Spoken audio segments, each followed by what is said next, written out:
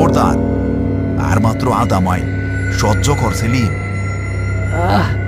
না উস্তাদ, আমার জান আগে, আমি আর পারবো না। সেলিম আর পারল না। আরিফের নিষেধ অমান্য করে সে পেছনের কাঁধ থেকে খাটিয়াটা ধপাস করে মাটিতে ফেলে দিল। খাটিয়া মাটিতে পড়ার সাথে সাথে চারদিকের ঝিঝি পোকার ডাক বন্ধ হয়ে গেল। এক অদ্ভুত নিস্তব্ধতা নেমে এলো। আরিফও বাধ্য হয়ে সামনের দিকটা নামালো। তুই শেষ করলি সেলিম, তুই আমাকে দুইটারই শেষ করলি। এখন এই লাশ কেমনে উঠাবি?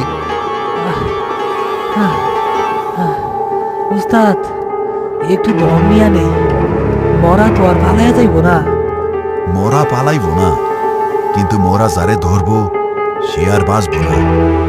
হঠাৎ তারা দেখলো খাটিয়াটা ধীরে ধীরে মাটির নিচে ডেবে যাচ্ছে। নরম কাদা না থাকা সত্ত্বেও খাটিয়ার পায়াগুলো মাটিতে গেঁথে যাচ্ছে।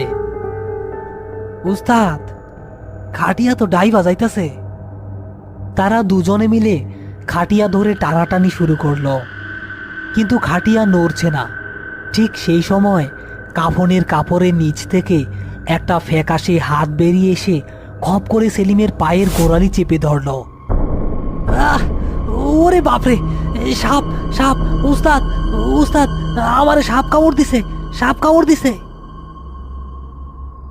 সাপ না রে গাধা, লাশের হাত। লাথি মার, সারা ওরে। আরিফ দেখল হাতটা সাধারণ মানুষের হাতের মতো নয়। নখগুলো বড় বড় এবং পাখির নখের মতো বাঁকানো। সেই হাত সেলিমের গোড়ালিতে এমনভাবে গেঁথে গেছে যে রক্ত বের হতে শুরু করেছে। আর কাফনের ভেতর থেকে একটা খিক খিক হাসির শব্দ আসছে।